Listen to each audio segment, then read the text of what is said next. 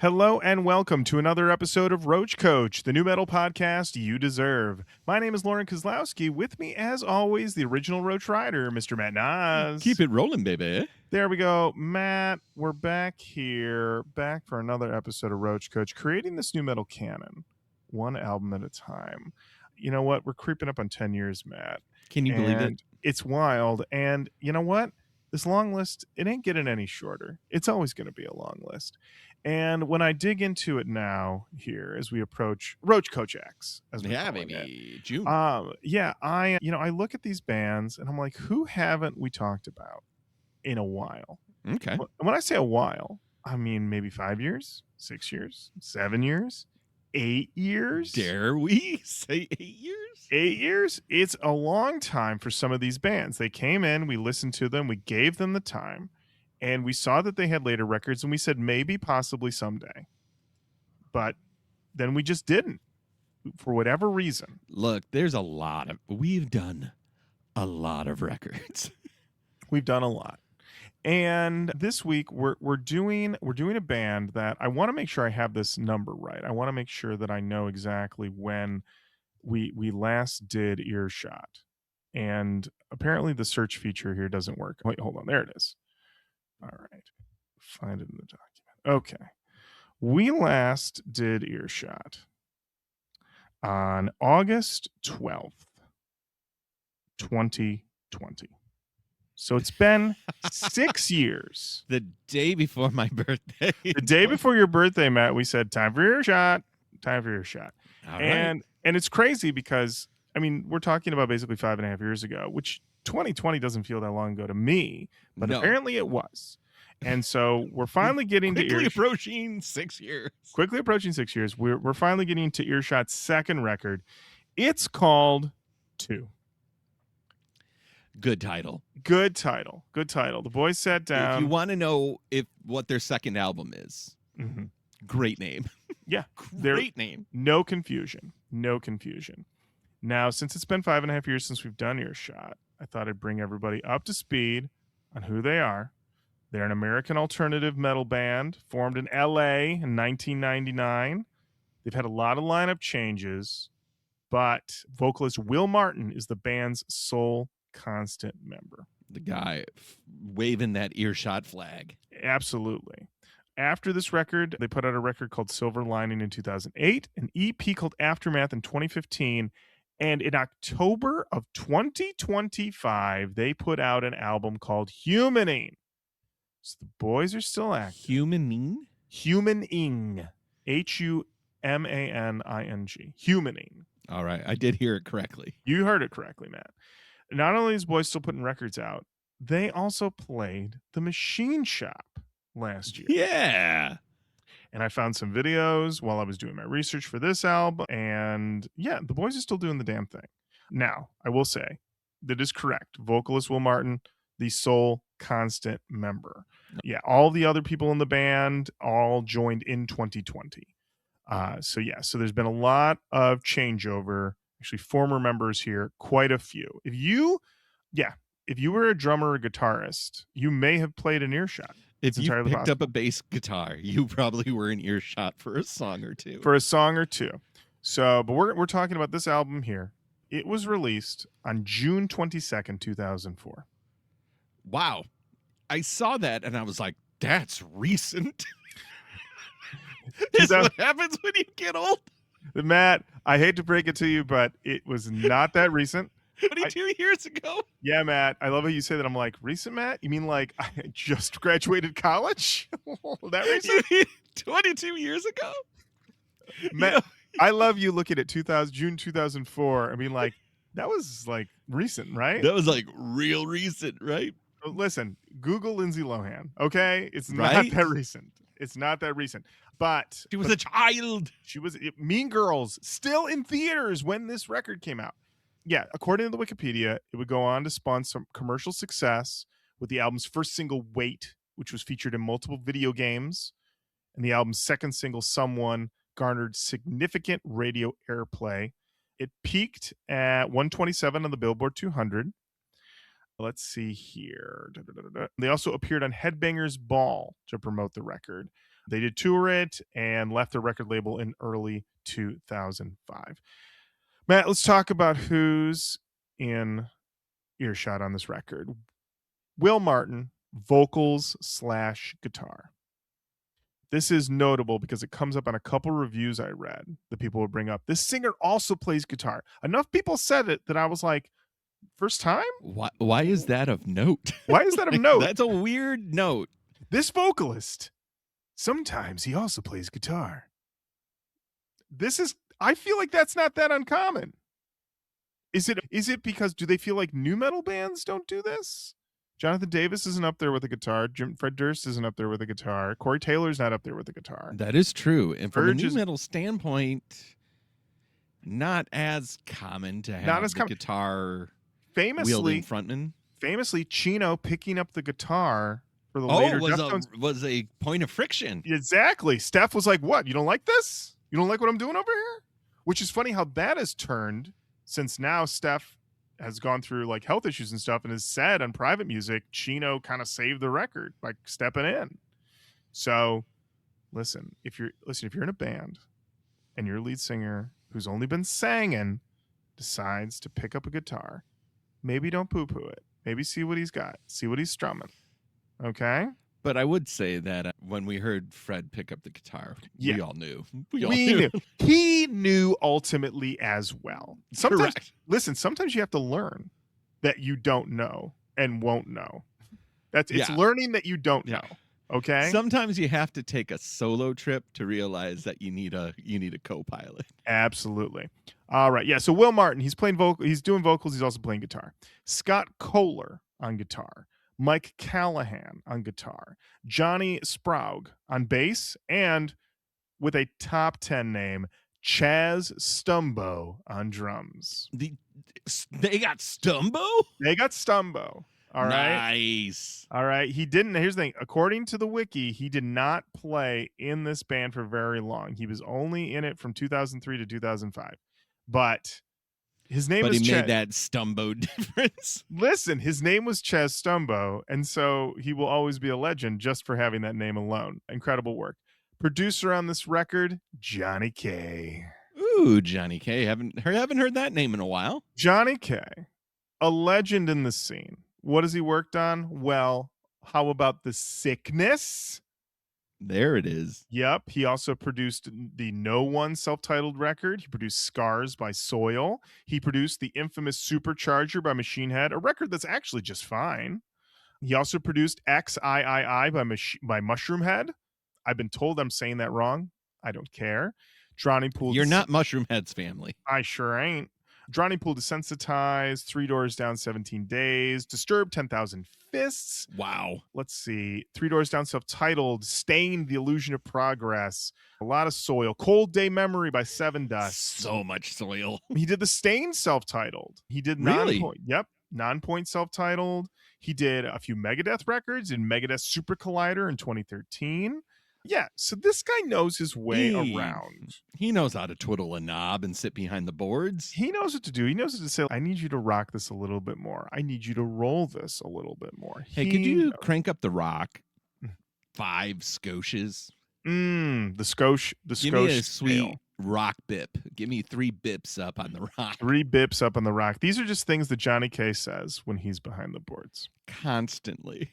Yeah. Now, this had a few reviews on Wikipedia. All music was favorable. Their review was interesting. They had this to say. Listening to the doom and gloom that permeates Earshot's sophomore effort, the initial sonic resemblance to Tool is striking.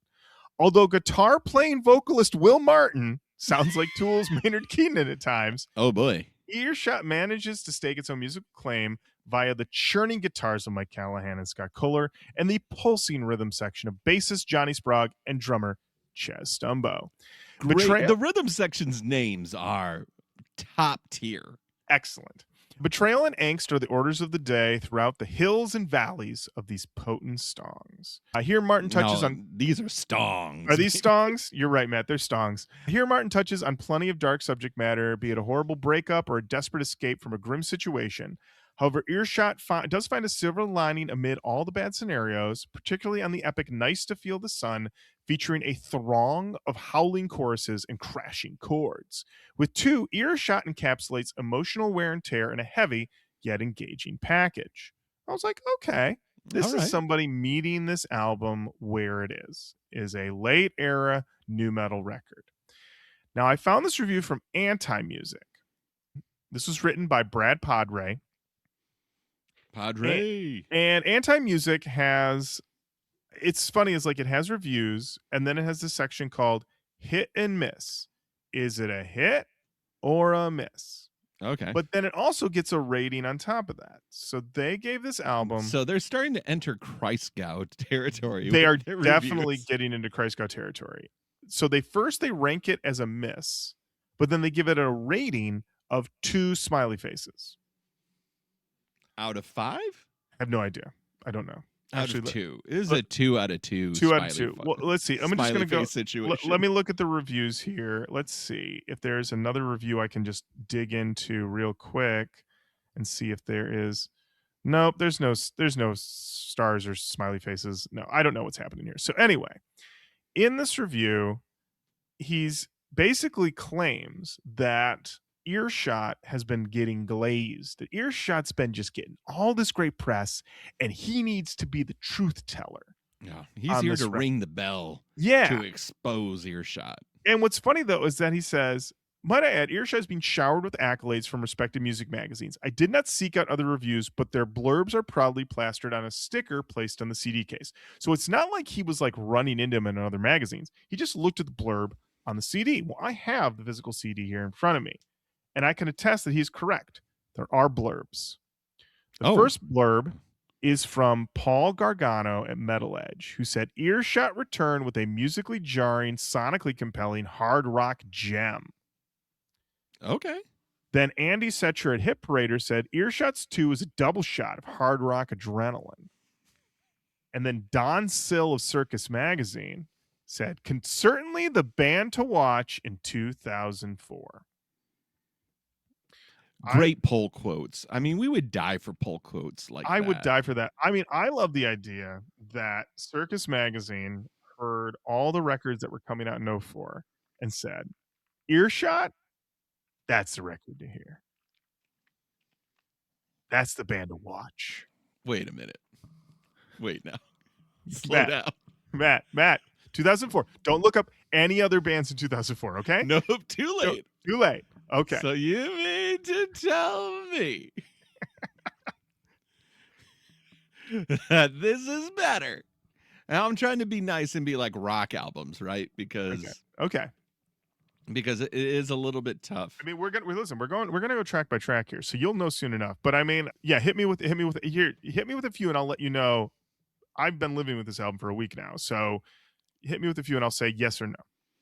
All right, here we go. I'm just trying to find something that rocks, and I'm not getting a lot here.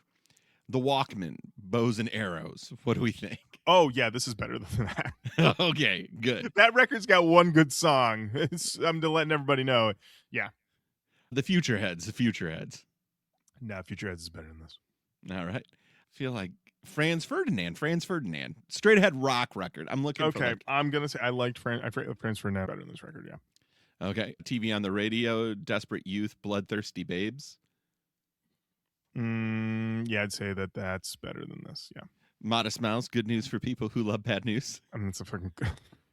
Hey, Lauren, what's better, this nuke or this pistol? Well, I'm going to go with the nuke. Nuke's got a little bit more range. I think people are still kind of talking about that record. I heard Float On my way to this seat today. What are we talking about? Oh, my God. All right. All right. Point made. Yeah. Okay. Yeah. So he was basically just, he wanted to push back against the blurbs on the CD, which, you know what? Fight the real enemy. But at the bottom, he did say, this is my favorite. He said, probably the only people who will respond to this will be Earshot fans who have already purchased the CD and therefore would not need to read a review, yet did anyways. I want to push back on that. I love to read a review of anything I've purchased. Yeah. Or I don't read movie reviews until after I watch the movie. Like I will skim general vibes, but I don't want spoilers or anything like that. I don't want to Okay. know major plot points. So I'll just see what's the vibe, and then afterwards I'll dive in and see what the take is. So I would certainly, read this review. I feel like it's not just a consumer situation, it's also an examination of the art. But anyway, at the end, he says, sure to please new metal fans, sure to disappoint everyone who isn't a new metal fan. I feel like that's new metal in general. I guess you could say that about all music genres Right. in Yeah. general. If you're a jazz fan, I think jazz is kind of the music you're into. And if you Right. don't like jazz, guess what? You're pretty much not going to any jazz record. I got to tell you, I know this guy and he hates Steve Winwood, and he was not a fan of the new Steve Winwood record, but everyone What? who loves Steve Winwood loved it. Go fig. Mm, Go fig.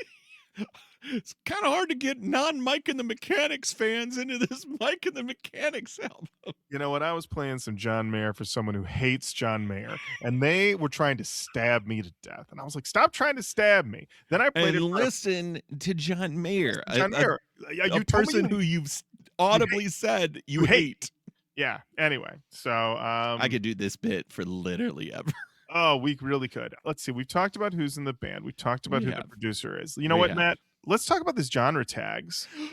Ooh, do we have new metal in there, or is it just doing the alternative metal route? Matt, this is a nice little genre tag sandwich. Alternative metal, new metal, post-grunge.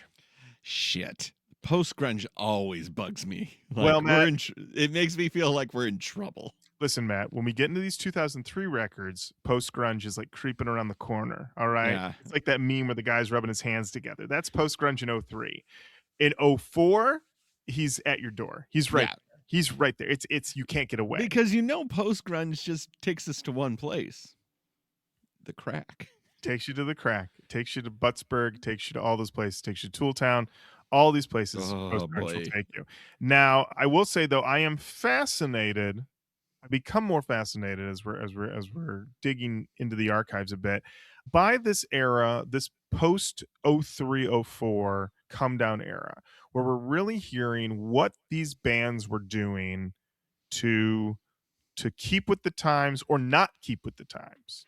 And we've done on this show all the big records from the big boys. We've heard the Yes. Korn Oh, yeah. record from 03. We've heard the Deftones record from 03. We've heard the Limp Bizkit record from 03. And we see how everyone was trying to adjust and figure things out. And it's funny is that there really wasn't, I think, a true proven formula to weathering the storm. Because who's the big winner of the 03 run? And it's Linkin Park. Who Big just time. who Oh, yeah. By a lot. Yeah, and all they did was they just made Hybrid Theory again, but better. That's all they did. Like they just streamlined it. Everyone else was Meteora is a very clean hybrid theory. yeah, and it was like everyone else is like reinventing the wheel. We gotta, take a look in the mirror. We gotta go back to basics, but also push harder. Yeah, And explore the space. Exactly, yeah. And so it's just funny. Yeah, so with this one here, Earshot's coming off of like the first record did okay. What do we do again? How do we figure this out in this what is turning out to be, a come down era? I have a physical copy, as I said here. I picked this up from Found Sound in beautiful Ferndale, Michigan. Beautiful. Great store. Love Great. Found Sound. Love Found Sound. If you ever go to Found Sound, Jenny's worked with half those people there's a lot of people. So Found Sound is where Record Time used to be. Yes. And Jenny famously used to work at the Record Time in Roseville. And a lot of those people are still in that record ecosystem. Thank you, Matt. And so, Jenny has told me, I was at Found Sound. And she's like, you see this guy? I used to work with him. So if you're ever in Found Sound in Ferndale, first you're going to see that it's a great store, great selection of CDs, vinyl, and other stuff. And I would say ephemera.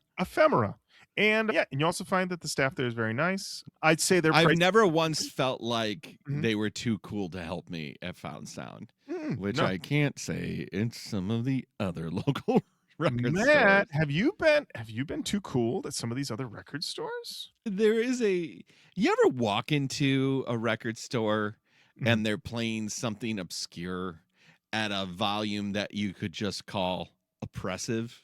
Yes. Yeah. Yeah. I hate that vibe.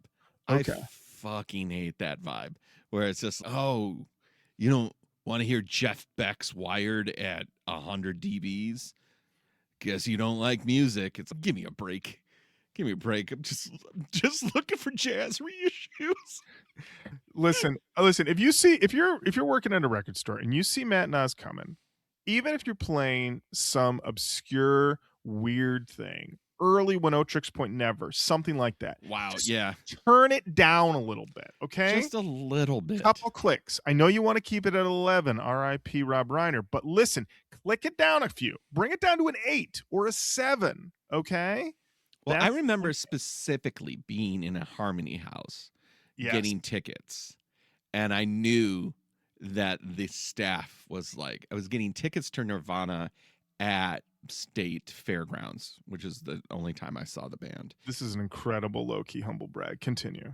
Oh, did I mention that I fucking saw Nirvana live and have the ticket stub to prove it? Yes, I did. On the In Utero tour. Fucking incredible. All right, continue. Fucking incredible. Amazing. And the Boredom's Open, which was also in fucking Weirdosville. Wow. Okay. So anyway, they start playing Edith Piaf, I believe.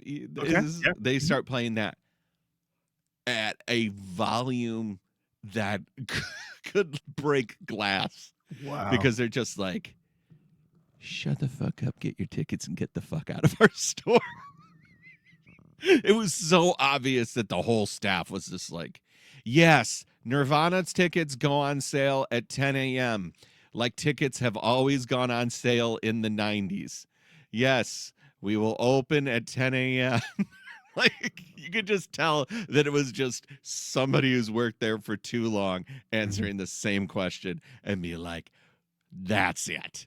Matt, I want to get into this record, but now I'm having this thought. Do you remember the last time you went to a box office and bought tickets? I can remember mine. Great cue. That's a great cue. I will have to look at my ticket stubs because I'm sure it's the last time I have a ticket stub. Okay. So the last time I remember going to a physical location to buy tickets, this is so funny, was to buy tickets to see Down at Harpo's in 2008. And I went to, where did I go? I want to say I went to, I think they had a kiosk at like a Marshall Fields or JCPenney. Yes, JCPenney, Hudson's.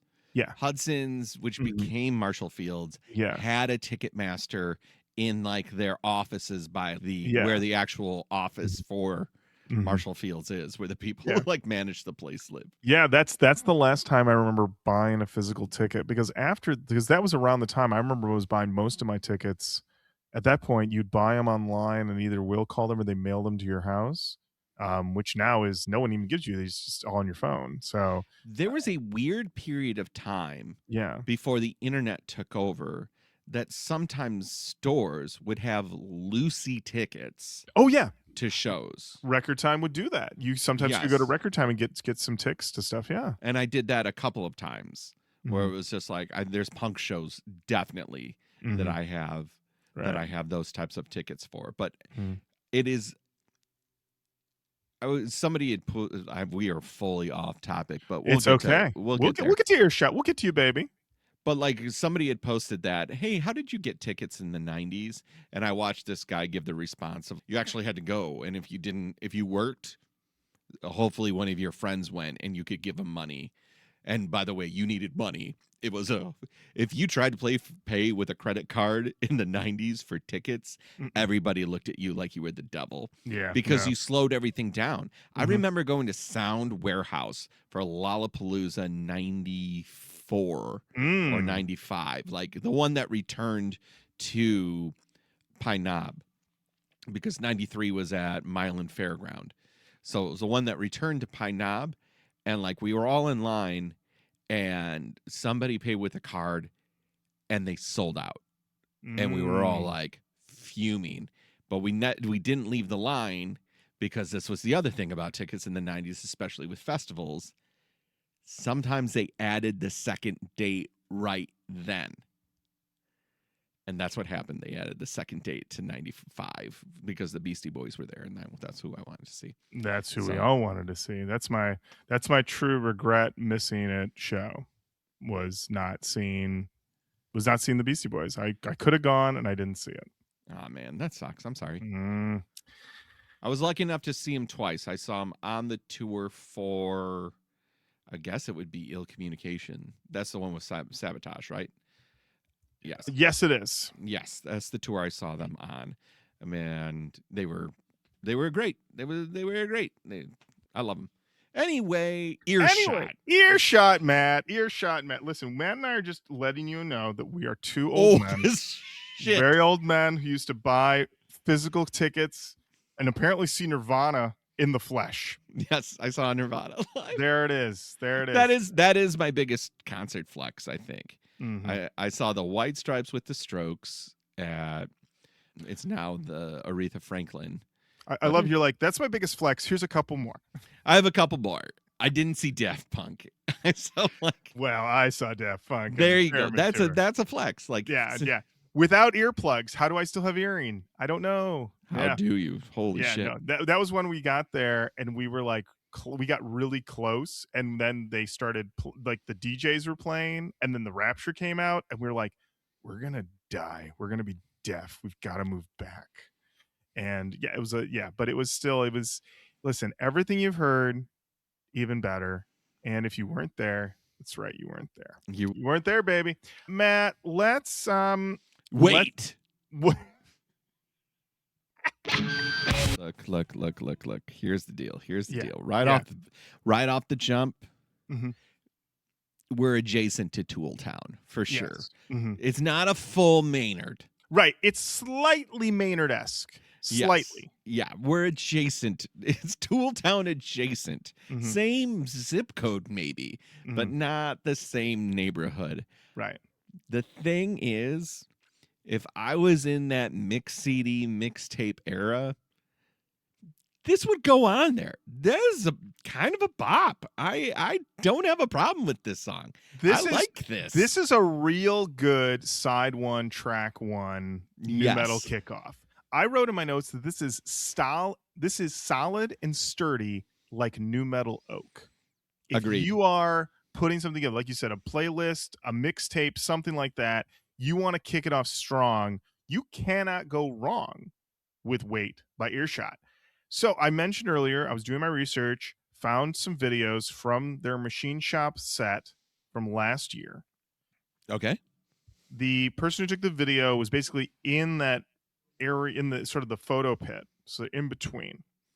Okay. I want to say, yeah. Lead singer sounded great, looked great. Audience hyped. She did it. The photographer, I think it was she did a quick pan of the audience, and everyone was like, "They're playing Wait. Yes, get to the barricade. Been waiting. Yes. Been waiting for Wait. Been waiting for Wait."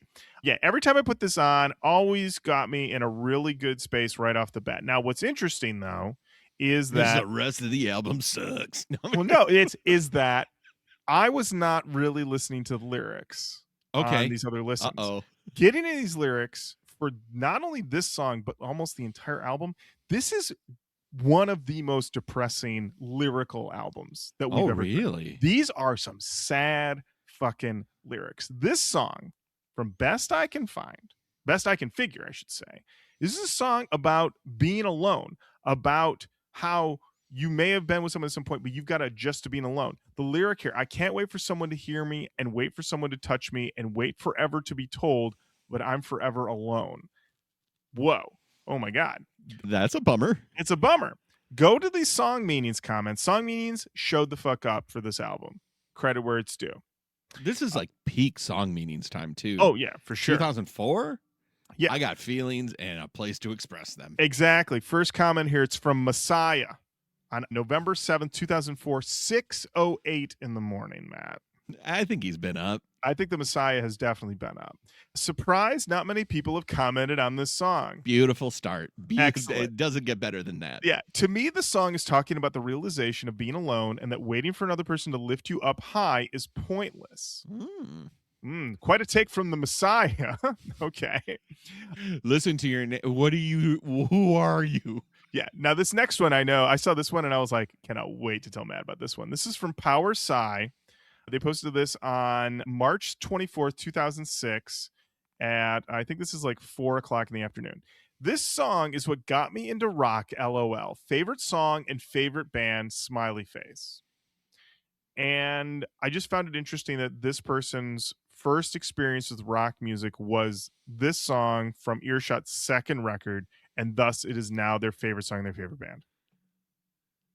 Listen, it all comes through wherever. Yeah. Then we have a comment here from Y'all Are Stupid. That's the commenter's name. They posted this on August 7th, 2006 at 1:09 in the morning. They said, I just thought of something. When he says, I can't wait for someone to touch me, does he mean I can't wait and he doesn't have time to sit and wait for someone? Or does he mean he is anticipating and excited about it? I think it is the latter of the two, but give me your opinion. Great post to do at 1 o'clock in the morning. I love that. Is he waiting? Does he not have time to wait for someone to touch him? Or is he just excited? Love this. Silent Fury responded 6 months later. March 21st, 2007, said, y'all are stupid. If you really think about it, maybe, just maybe, he's saying he's basically waiting for someone to give him some type of attention, i.e., someone to hear me, someone to touch me, etc. Because while he's waiting for someone to do something to more or less acknowledge his existence, he's basically alone, or as he put it, forever alone. Mm-hmm. Now, you would think, well, sounds like that is done. Well, Cody 1093 showed up on November 17th, 2018 at 11:34 in the evening and said, y'all are stupid. I took it to mean the former. If from nothing else, the last line of the chorus, I can't wait forever to be told I'm forever alone. And the bridge, I'm not waiting here this time. He's telling himself he has to do something and not wait for someone else to. This is why Song Meanings was built, baby. Somebody running in saying it means this, and someone else saying, actually, no, it means this, and I will tell you it 11 to 14 years later. Incredible. Ruben P70 on October 20th, 2004 at 7:45 in the morning said, I heard this song about a month or two ago and loved it. I can't believe no one else has really written anything about it. I guess the song is really self-explanatory and sums up a lot of shit that people go through. It's a great song, and I hope more people start listening to it. And finally, Little Miss Scarall on June 22nd, 2005 at 5:11 in the morning. Ooh, also been up. I love this song so much, it describes me perfectly. Ooh, boy, Little Miss Scarall. Now, this song had a music video. I'm sure it did. The Wikipedia, I'm going to put it out there right now. The Wikipedia undersells this music video. That literally just says band performing in a grassy landscape at night. End quote. You are leaving out so many details. So Wikipedia. many details. The lead singer, as we said, Will, who sometimes sings, but also sometimes will pick up a guitar. Crazy. Like Jimi Hendrix? Like what? Okay. God. Okay. I will say, in this music video, he has long black hair, and he looks like he's halfway between Peter Steele and Tommy Wiseau. It's a wild look. It's a look I do not normally see on our new metal singers. He is shown chasing/following a goth hottie through the dark flower field grassy landscape. Okay. And I say chasing/following because she keeps looking back at him. And sometimes she's look back at him and it's like, is she afraid? Or is she like, come over here, come and get me. I want you to follow me. This is intercut with him sitting on a fancy red velvet couch, which is under a chandelier that is also sitting in the middle of a field at night. Great visual. Great visual. There are shots of him and the goth hottie sitting together on the couch, but they're apart, kind of looking sad. At one point, she puts her hand on his and he pulls it away. And then later she tries to come toward him and perhaps kiss him, and he turns into vapor. That's how it works. That's what happens sometimes. Sometimes you just vaporize. You just vaporize. And then also we see the band performing. The band look, I would say, appropriately post new metal come down era. Like one guy does have a wife beater, but nobody really has any long hair, no real Okay. wallet chains. But then one guy also is, I don't know when Ed Hardy really became a thing, but he's got that sort of like proto Ed Hardy button ups action Yeah, going I would on. say like 2008, 2009 was like Yeah. peak Ed Hardy. Yeah. So this is like early on, like where you're putting Affliction. yeah, exactly. So yeah, but they all look like they're doing the damn thing. They're in the middle of the field. At the end of the video, it's like we get a shot of the whole band performing. Will is just singing, no guitar. I'm just gonna put that out right now. He's just singing. He's got his mic stand. He's doing the moves. He's doing the cells. He does look a little vampire-y. Like I said, the hair is black. Okay, like black. And so that just makes him look paler. And yeah, but he's doing all the moves. And like we said, you've heard this song. This is, you put this thing on the old playlist, baby. This is a rock solid. I'm gonna stick by it. New metal oak. This is what you want. I like that. I like You all that. want New something metal like that. oak. All right. Well, let's keep it going, baby. Up next, we've got Tongue Tied. Okay. I don't like the verses, but that is a money in the fucking bank chorus. In the bank course, it shows up exactly when you want it to. It's right in there. I wrote this From the School of Lincoln Park. The School of Lincoln Park. You gotta have it. Yeah. So I was like, okay. Once again, I listened to this when I listened to this in my car.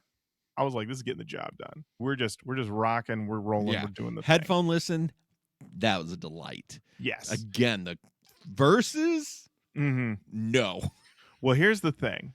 When you get into these lyrics, so what we said, so this first song's about, I'm alone, I'm going to have to be alone. This second one, first of all, this first line, last night I dreamt that you were dead.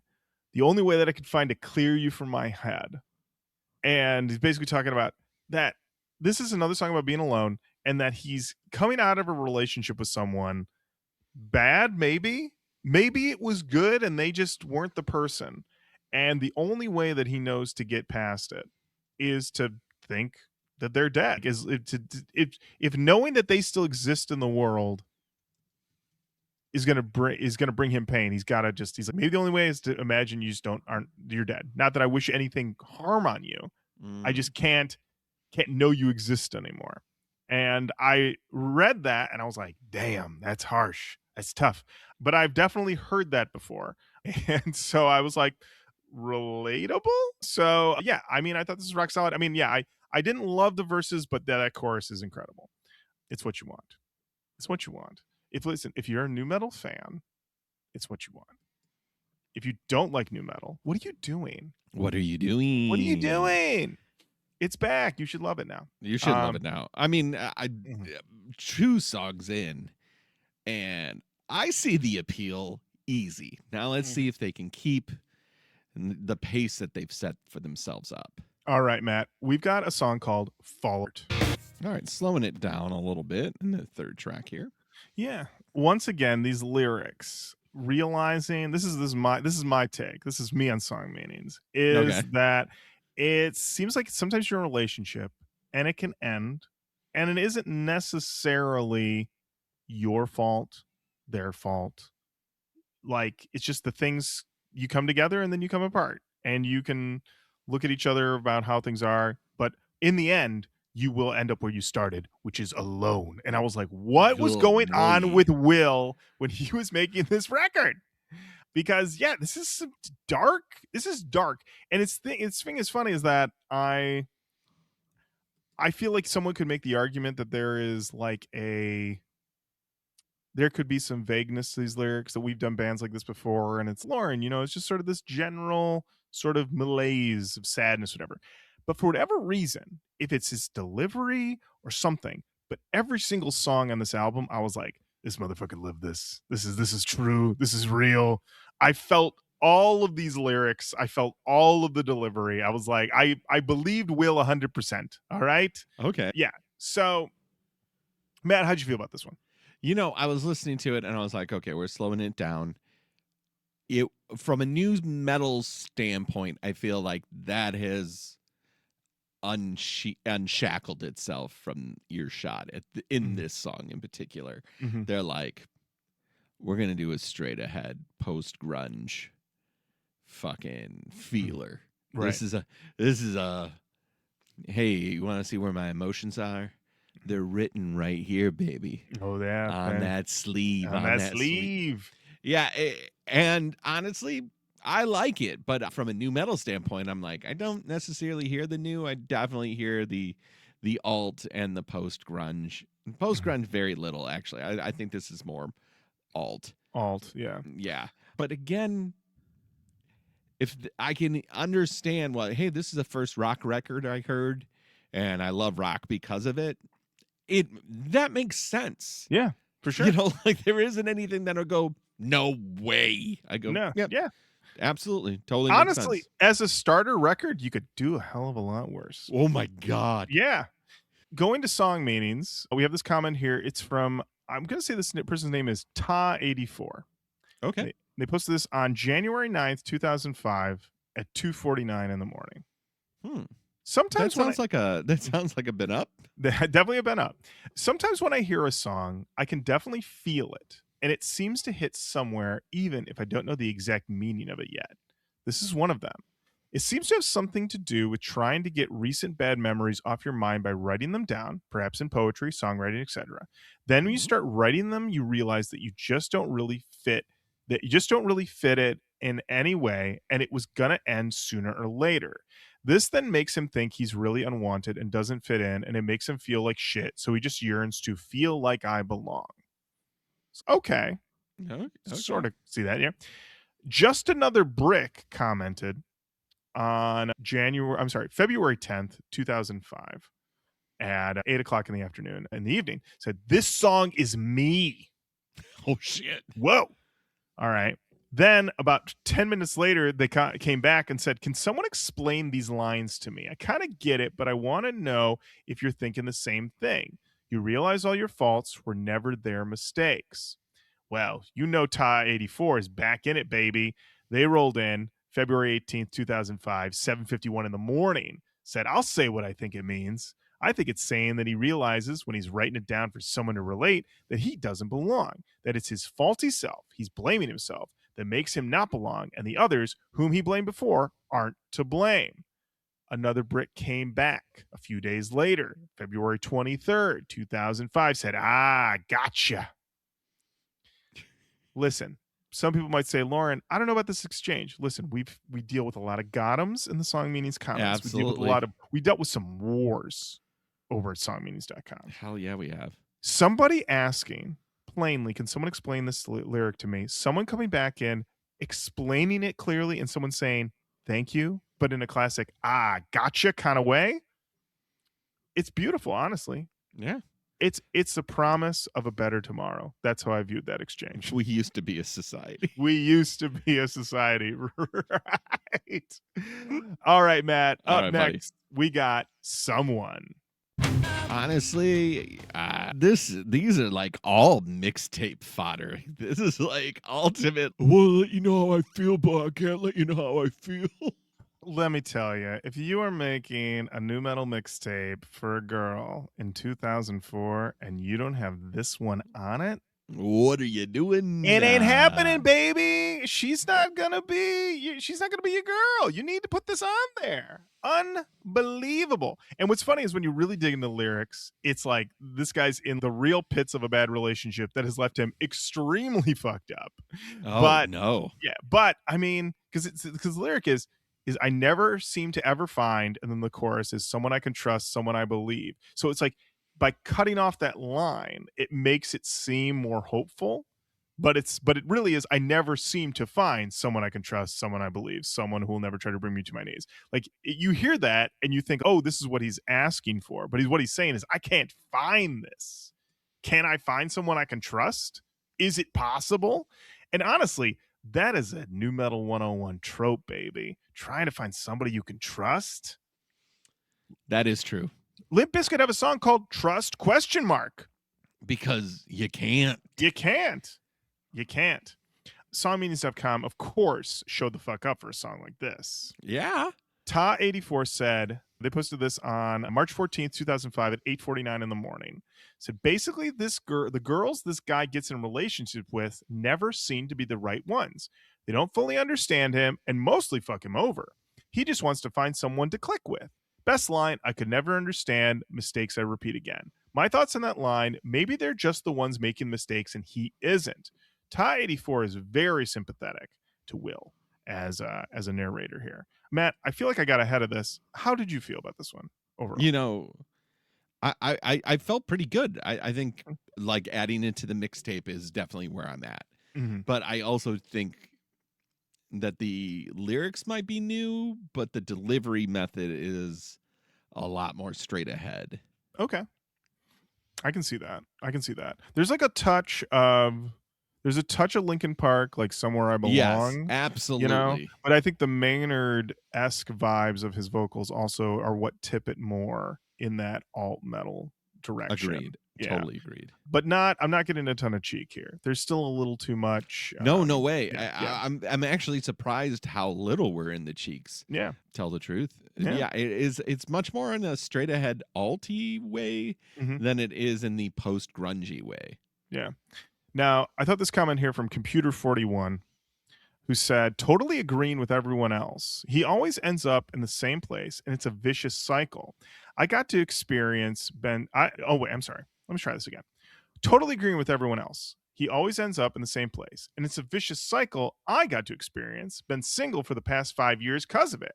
Most amazing lyrics ever. My top song on Zune.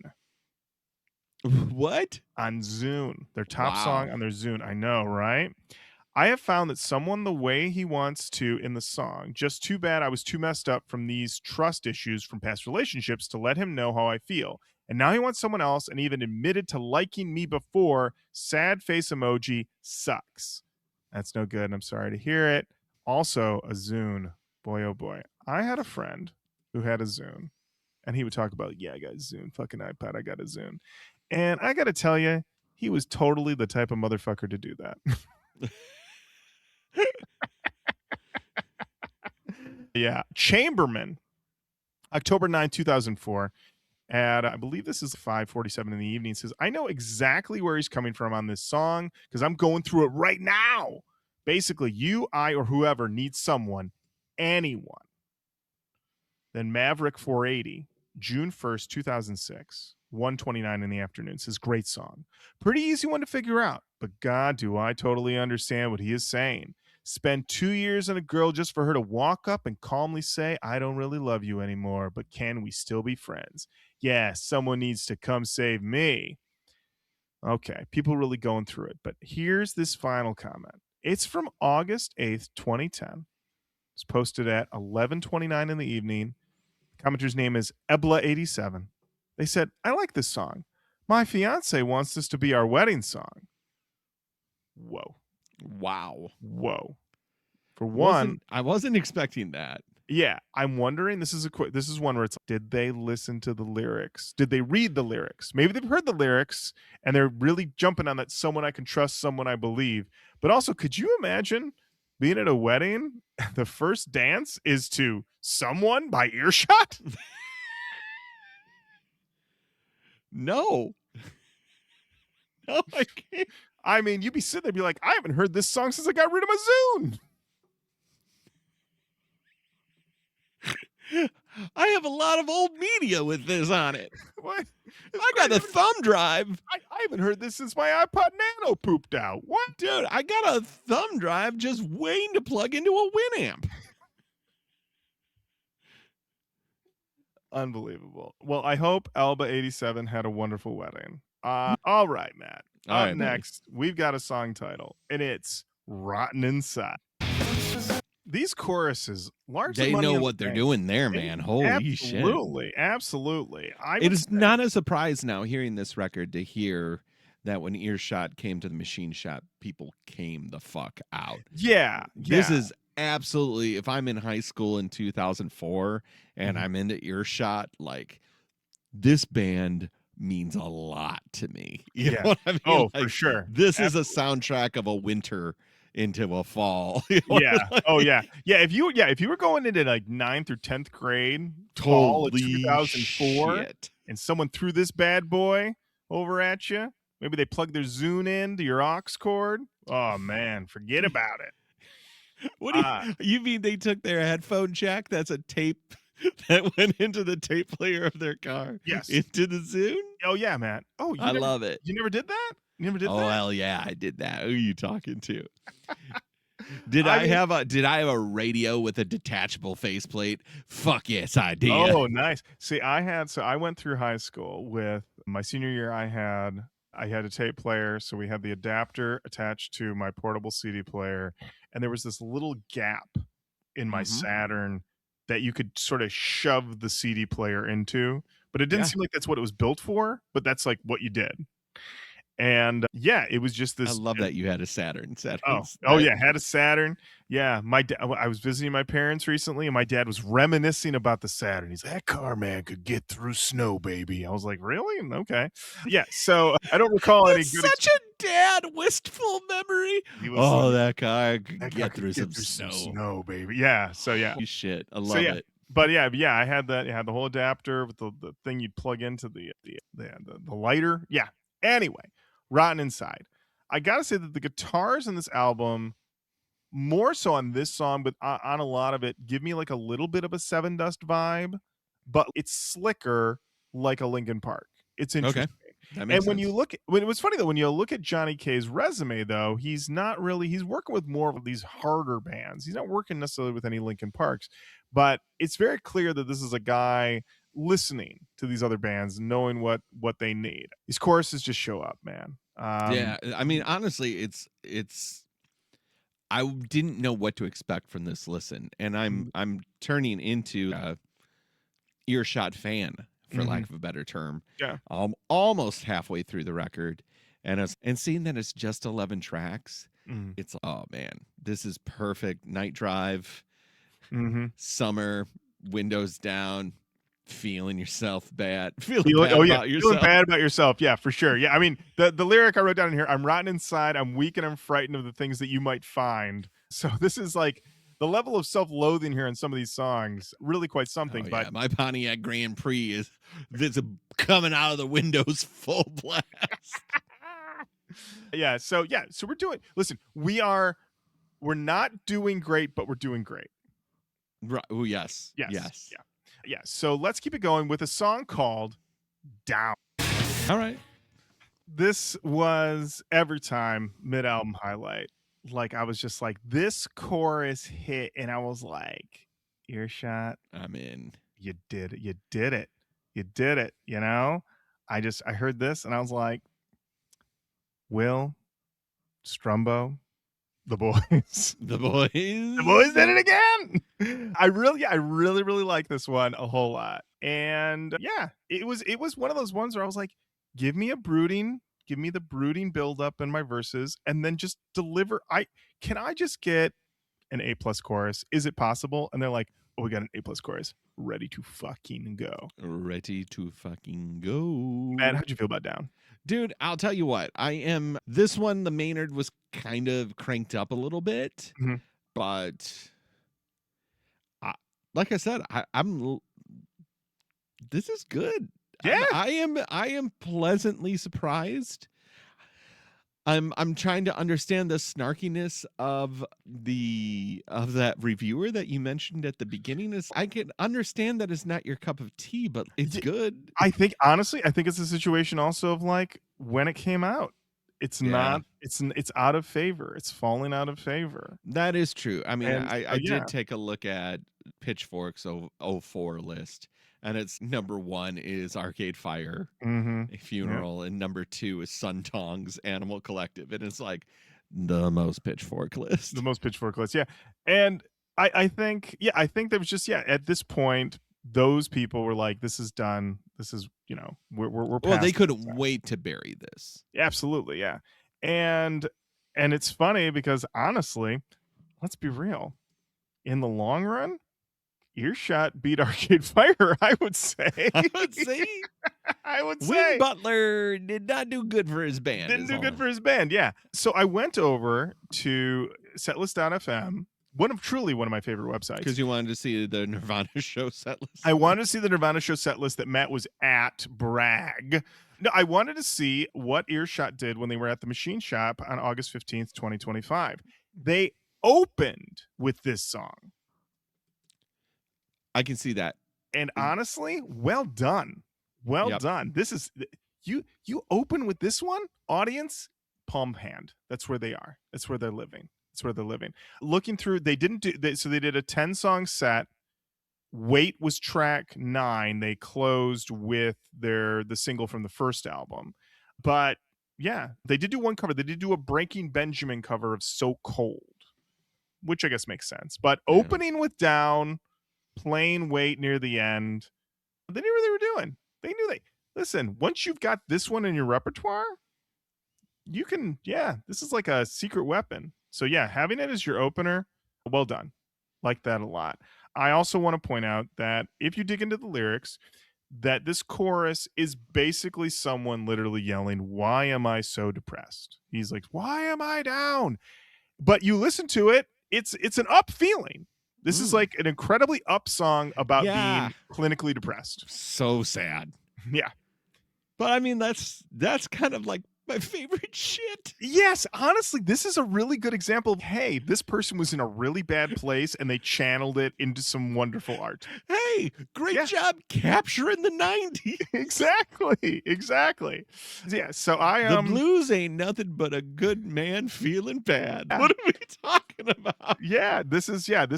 So very much enjoyed this one. Yeah, keeping me going, keeping me up, feeling it. I mean, honestly, if you've got really, really good choruses, pretty much do anything. Absolutely. I mean, Ross knows.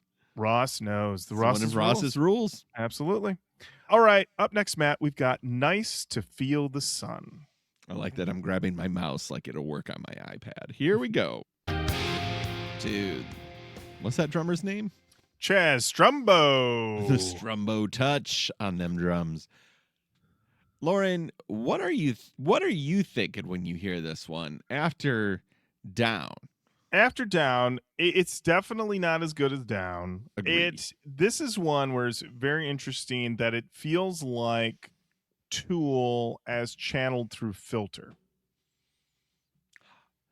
Okay, I can get behind you. Yeah, and so as a longtime Filty, I'm okay with that. I could see how it might not be everybody's thing. Yeah, but also it fits with what was going on at the time. It fits with what this guy's sound, what this band's sound is. And I mean, this is one where I think his Maynard-esque qualities really come to the forefront a lot. But at the same time, though, when I get into the chorus gives me much more that yelling, that feels like a much more of a Filter thing to me. This sounds like something that could be on like a later era Filter record for sure. Okay. So yeah, I mean, not my favorite, but I mean, I appreciated that they were varying things up and not, I also liked lyrically that this is about how I need to get away from things and I'm thinking about locking the door. I'm thinking about throwing away the key, but man, is it nice to feel the sun on you. And this was one of those ones where I'm like, I guess this is the hopeful one. This is knowing I could go and do what I've been doing. Bury my head in the sand. Go in. Lock myself away. Hide in the corner. But man, sometimes getting that sun on you. Nice getting to feel outside. the sun. And this was one where I was like, I feel like this is very literal here. It's like sometimes you need to go outside. This is like touch grass. Touch grass before touch grass. It's nice to feel the sun. Getting out there, feeling like a human being. So this is, I feel like, the album showing like, hey, I'm not all doom and gloom. I know that there's a better way, a way through. I'm trying to get through to get better. So I did like that. Yeah. But I do agree. I don't like it as much as Down, but yeah. Not bad. Mm-hmm. Yeah. This song definitely feels okay. We're now officially in the back half of the record. Mm-hmm. We're kind of, it's not necessarily the feeler of the other songs. It's just kind of a little bit more of a brooder, right? Plotting. Not my favorite. definitely would skip this one on the CD. If I was in the car, I'd probably go back and hear Down Again or something. You know what I Yeah. mean? Like, Yeah, for sure. Yeah. yeah, this is, I was at 10 out of 10 for this record, but Yeah. unfortunately, we got our first skip. All right. Well, Matt, let me tell you what's going on over at songmeanings.com. War. No war, but some interesting takes. First, we got Okay. Maverick 480 is back. They posted this on June 1st, 2006, 1:31 in the afternoon. Says, I'm surprised no one has commented on this one. Love One that. one of my favorites by this band. To me, it is saying that our lives constantly spiral downward, but every now and then we just have to feel the good warm sun on our backs. So we just have to choose to stop being miserable. Okay. Then we have this comment from Virus. I know we've dealt with Virus before in the show. Virus commented on November 19th, 2006 at 9:32 in the evening. It said, this song is damn way cool. I've just heard it and I like it very much. It's way optimistic. And now I just want to see the morning light to feel that sun. Smiling emoji. I love this. This person listened to this song at 9:30 in the evening and they were like, cannot wait for the morning. This song has me hyped for the sun. Love that. I love that Virus took that from this song. Yeah. Listen, if there's anything I think anybody who makes any type of art and that art makes someone excited for the morning, because Matt, are you a morning person? No. Same. Not a morning Yeah. person. So if you make something that makes someone excited for the morning, you've really done something. You've won. You've won. You've won. All right, Matt. Up next, we have a song called Again. Spo on the hi-hat. Okay. So this one here, this is the one where I really was like, okay, I really truly believe all these lyrics. I believe it so much. This is where I was like, this is a very sincere record. The lyric that I really liked was in the back half of the song, he goes, another lonely day as the sunlight turns to haze. I'm calling you to say, I miss you. I'm okay. And I read that and I go, wow. Who hasn't been there of that type of experience of you're going through it, clearly relationship has ended and you're just letting this person know, hey, I miss you, but I know that this can never happen again, but I'm okay. It's gonna be a while, but I'm okay. And they're like, I don't give a shit. They might say they don't give a shit. They might not. You don't know. We don't get their side. But yeah, they're putting it out there. Yeah, once again, I was taken with the sincerity of the songs. Matt, how'd you feel about this? I definitely am like kind of, it's catching me flat-footed. It was not, I was honestly expecting a little bit more of the old rippity raps. I was expecting a little bit more of the old, mixing it up a little bit. Mm-hmm. Instead, we've got so far a bunch of very earnest, some up-tempo, but most mid-tempo rockers. Yeah. With excellent choruses and woefully sad lyrics. Yeah. And I really, really was not expecting that. How do I say this? There was a time in my life that I know I would have connected more to this record. That time isn't now. Right. But I appreciate what they're doing.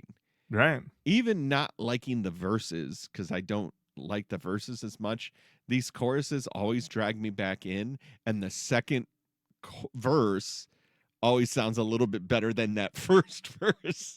Which is, they win me over so much in these choruses that I'm like, keep going. Right. Yeah. Do the thing. Yeah, do it again. Do it again. Fine. Yeah. Because like when he's like, I'm like, I don't know, Lauren. I don't know. And then they get to that triumphant fucking, we have feelings. I have feelings. We should have feelings together. I'm okay. I hope you're okay. I'm like, oh, I have been that sad. I have been that lost. I have had that feeling. Whereas, you know what the person I just broke up with needs to hear? that I'm okay. Yeah, right. No, they don't. They don't need to hear that. They don't fucking. Why? Yeah. Who's that for? Oh, I know. That's for you. I'll let them know I'm okay. Now, I will say that on song meanings, people had a few different interpretations. Ta84 was back January 9th, 2005, 2:39 in the morning, said, definitely an awesome Earshot song. This song sounds like it's about being away from home and how it gets lonely being away from the one he loves and is thinking about just giving up his dream so he can go back home. Okay. Then they came back. So they posted that at 2:39 in the morning. Then they took the whole day at the same day, January 9, 2005, at 11:05 in the evening, said, or else it could be with wanting to be with a loved one that died and is considered killing himself to be with her, or maybe even about a recent breakup. Shit, I don't know. Someone help me out here. So then we got a comment from Power Psy, April 4th, 2006, 8:13 in the evening, said, one of my fave Earshot songs. I think it's about a girl he broke up with and how he wants her back, but everyone interprets everything their own way. So, ... And then we don't know. We'll never know. We'll never know. We'll never know. All right, Matt. Up next, we have a song. This is not the last song on the album, but it is called Goodbye. They know how to do it. They know how to get into the chorus. They know. Like at this point, it's engineering. It's math. Yeah. It's like okay, yep, we know how to do this. Yeah, I didn't love this one. No, yeah, but it's like the chorus kind of just wins you over. It takes you. Yeah, it takes you. Yeah, you're not mad about it. Yeah, with this one, it was interesting digging into the lyrics because it seems to be this is like a post-breakup song by a relationship song, but it sounds like he's leaving under cover of night because he keeps saying that, you know, when you come to, I'll be gone. Well, when you're slowly coming to, no, I won't be with you. And which I'm just like, oh, wow, that's, you know, like waking up. Where'd Will go? What's happening? And he's left you this song Goodbye to play and listen to so you can understand. I will say, though, I don't understand calling a song Goodbye and putting it not as the last song on the album. That is just confusing. You're saying goodbye, but we still have more songs to go? That's a little confusing. Just putting it out there. Songmeanings.com had one comment from Snow White Queen, January 21st, 2007, 2:12 in the morning, Matt. Oh, well, they haven't even thought about being up yet. They're up. They're up. That's just normal. Yeah, absolutely. They said, I think the song meaning is pretty obvious. He got hurt through lies, betrayal, and whatnot in a serious R-ship, I believe they meant relationship. And I think the hurt has somewhat turned into anger and he's learning to leave it because forgiveness is no longer an option and to just move along. I could go on and on about the details of the song, but the lyrics are clear cut. Truly one of their best songs. Okay. I like that they called it an R-ship. Like they just, I don't have time to write relationship. This is straight up R-ship. This is straight up R-ship. All right, Matt, we only have a couple left. We have 2 songs left. I'm going to ask how respectful of our time is this album. Matt, this album clocks in at 42 minutes and 23 seconds. Very respectful of our time. Very. I feel like we're being respectful of people's times. We're clipping along. We're moving along. I haven't told you that I saw Blink 182 open for Sam I Am in 1997, right before they released Dude Ranch. Matt, stop with this. Stop. Or that I saw the Afghan Wigs on the Gentleman Tour. Now that one, you should have kept to your goddamn self. Listen, Matt, was I in the mosh pit at Rage Against the Machine Battle of LA tour? Yes, I was. I was there. All right, Matt. Up next, we've got Should Have Been There. This is the sad one. They really slow it down here. This song seems to be about, from my guess, about someone who is slowly dying or has died, and he's trying to get to them before they die. Pretty grim. This, what I would say, is honestly one of the darker songs on the album. And honestly, though, placement-wise, it's where you want it. This is where it should be. This is exactly where. Well, the sequencing on this record is great. Mm-hmm. Absolutely. Over on Song Meanings, we have a comment from Penance, who posted this on October 6, 2004 at 7:57 in the morning, said, "This has got to be one of the most depressing songs I've ever heard, and it's so sad sounding. Unfortunately, I can't stop listening to it. This band is so great." Listen, if the concept of penance thinks that this song is too depressing, oh boy. Il Nino fan. Okay. I know. Strong start. Very. October 13th, 2004, 8:13 in the morning, says, "I totally agree. It is an incredibly depressing song, yet it is my fave so far from Earshot. I just got their first album, and I also got their new one, Earshot 2. I just saw them in concert a week or two ago with Seven Dust and a couple of crappy bands. Earshot has an awesome presence on stage." And then they commented 1 minute later and said, "Oh, also, I think the song is about someone who was in a terrible accident type of deal, and he should have been there. Maybe a parent, grandparent, spouse? Details would be cool if anyone had them. Also, I love this dude's voice." I want to say, if you call yourself Il Nino fan with no numbers, which means you got there early to get that screen name, and you tell me you saw Seven Dust, Earshot, and a couple of crappy bands, how bad are these bands? If you are an Il Nino fan, how bad are these bands? Oh my gosh, right? Right? The mind reels. I don't even know. I can't even know. I don't even know. It's baffling. All right, Matt. We're on the Okay. last song. We are. This one is called Control. This is absolutely the most Tool town. Yeah. Like, they moved in. They were like, finally, we were working the whole album to move into Tool town. Yeah. They were like, put this one at the end so everybody knows. Yeah, we made it, Mom. We made it, Mom. We're in Tool Town, 100%. I wrote that was my first note, was very Tool Town. I didn't mind this one. I thought this was good as a sort of epic closer. You want to have something big, something, and I would say, yeah, if you're going to do a little steal from the best from Tool, then I'm a big steal from the best guy as well, so we're fine. I thought that was, good. Now, this is another song. I think it's about depression and things of that nature. There were quite a few interesting exchanges over on songmeanings.com, Matt. That's this first what I like. one is from Winter_Dark. Posted Soldier. this Winter_Dark Soldier, and they posted on May 27th, 2004, 2:14 in the morning. I appreciate how much of my shit you put up with. I love it, Matt. Very little commentary. I You're love just it, like, Matt. God bless it. Listen, Matt, who doesn't love the Winter Soldier? Okay, listen. If you haven't been following the Marvel movies lately, if you've tipped out, if you Like said, your son. well, my son's going in, okay? He's skipping movies and then asking me 1 million questions. Let me tell you, you're like, Civil War, that's an all right movie. Try watching it with someone asking 1 million questions about who everyone is and why they're there and what they're doing. You will lose your mind. So, but I did have this thought. I'm watching the movie. I'm watching the Winter Soldier, who is accused of murdering the king of Wakanda. And I'm like, isn't he like a senator now? Isn't he like an elected official in these Marvel movies? I just loved that comic book thought storyline of just, this dude is like being hunted by every security group in the world because he's a accused murderer. But in 5 years' time in these movies, he'll be like working, who you elected official. Don't worry about the time I was, accused of assassinations. And actually, I did assassinate a few people. I did kill Tony Stark's parents. NBD. But that was my job. That was my job. I was working at the time. I don't blame me for working. I don't work there anymore. I quit. Right? I don't work there anymore.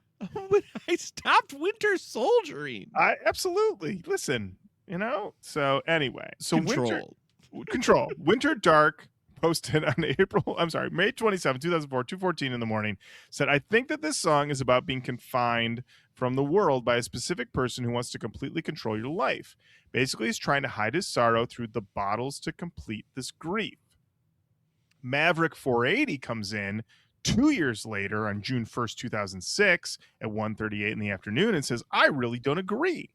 I think he was rejected by someone he loved, and when they rejected him, it opened up a ton of anger and rage. And this anger and rage are taking control of him. This is probably my own thought because I always bend songs to work for me."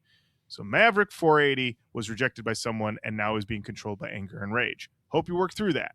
Now, Dark Rider 2K3 rolled in June 25th, 2007, 2:02 in the afternoon, says, I think this song is a mix of what you both said. I think it's about a man whose love broke up with him. It gave him a ton of anger and resentment towards her, and it's slowly taking control of him. Though, when he is around her, it's completely hidden. So he wants to thank her for the tears he cried, the love she gave, and now he wants to show her what he's kept inside. Resentment, even if it takes complete control of him. Okay. Kirk Kevin Philly, August 1st, 2007, 12:26 in the morning. I think Dark Rider nailed it. I can't believe this song wasn't bigger and more people loved it. After you listen to it, you're just as mad as the guy singing. That's awesome. Wow. Okay. Wow. Finally, M3, just M3. That's their name. August 19th, 2007, 5:16 in the morning. Been up. This is Earshot's best song, in my opinion, because of pure emotion of rage you feel when you listen to this song. Man, so real pure emotion of rage. People are listening to this song and losing their minds at 5 o'clock in the morning. People can look at this song as his love caused him pain, but it could be anything that has scarred someone. It could be a person who always picked on you in high school and you're finally getting revenge. Or it could be someone who killed someone dear to you. Anything to push you over that line into pure emotionless rage. The Punisher comes to mind, of course.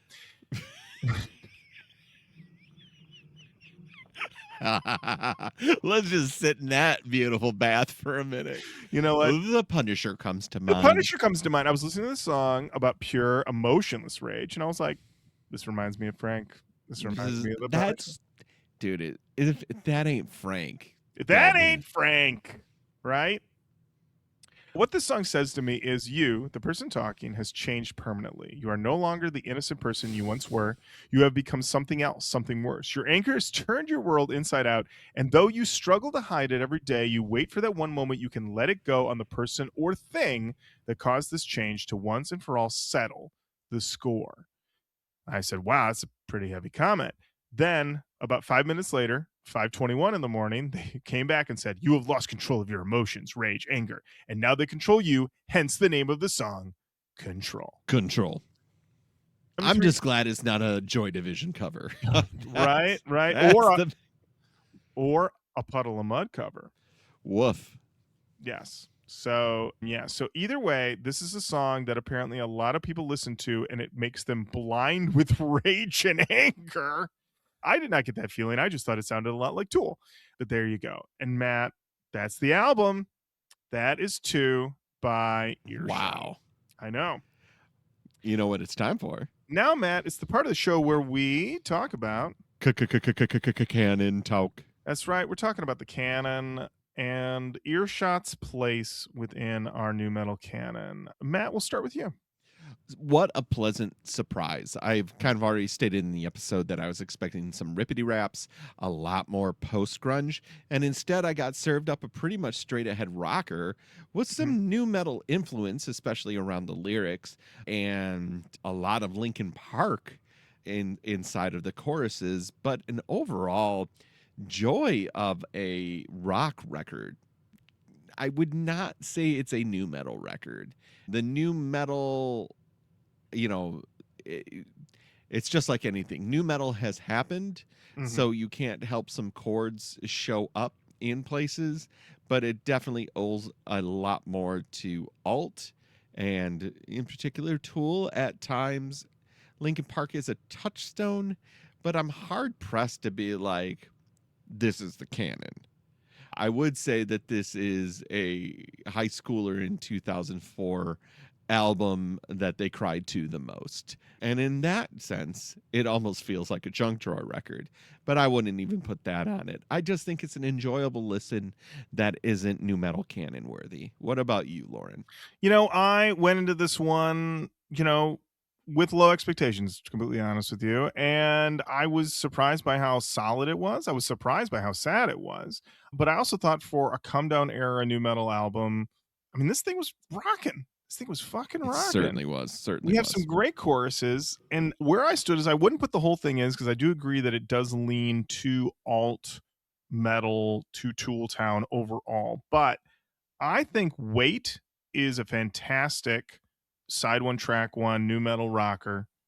And I think Down is also this. It shows up in the middle. It's what you want. It's what you like. So yeah, I would put Wait and Down for the canon is where I stand. What do you think, Matt? I wouldn't fight too hard, but I would also say, well, my first thought is no, but I think that's kind of based off of my overall association to it, to modern rock and alt rock, moreover than new metal. But there are new metal at Wait. Wait, I think you're gonna win on. I think if you push me on Wait, you got Wait. Okay. Down to me, I don't hear it yet. You don't hear it yet. Wait, definitely I hear that new. That was the one that let me know, oh shit, I think I have this album all wrong. Right. Okay. Well then then I will take that. I will take Wait. So all right. There we go. There you go. Earshot, Wait in the new metal canon. Gentlemen, welcome. Congratulations. That's right. We gotta It's a big deal. You know what? We have to stop pretending that like getting a song in the canon isn't a big fucking deal. At this point, 10 years in, yeah. Congratulations. This is a big deal. Big deal. Listen, also not only that, but this is a guy who sings and sometimes plays guitar too, which is throwing these critics for a loop. Like the Kurt Cobain? Like the Kurt Cobain, Matt. This is a lead singer who also plays guitar. It's wild. And also, that means that Chaz Strumbo is also in the new metal canon. So congratulations, Chaz. Congratulations to the Strumbo. And there you have it. That brings us to the end of another episode of Roach Koach. Thanks so much for listening. Keep on saying hello to us online. Facebook, Twitter, Instagram, YouTube, TikTok, Blue Sky. We're on all of those. Head on over to the Patreon, patreon.com/Roach Koach Podcast. Become a patron. Take a listen to The Crack, the Butt Rock Bracket, ongoing. It's a whole lot of fun. The Indigo Angel herself, Jennifer Sosha, is on these new episodes, helping us parse things out. And also, you can head on over there. You can vote on our classic eps that we're putting up on the feed and so much more as we work our way through this canon. And also as we build up to an exciting summer of leading towards Roach Koach X.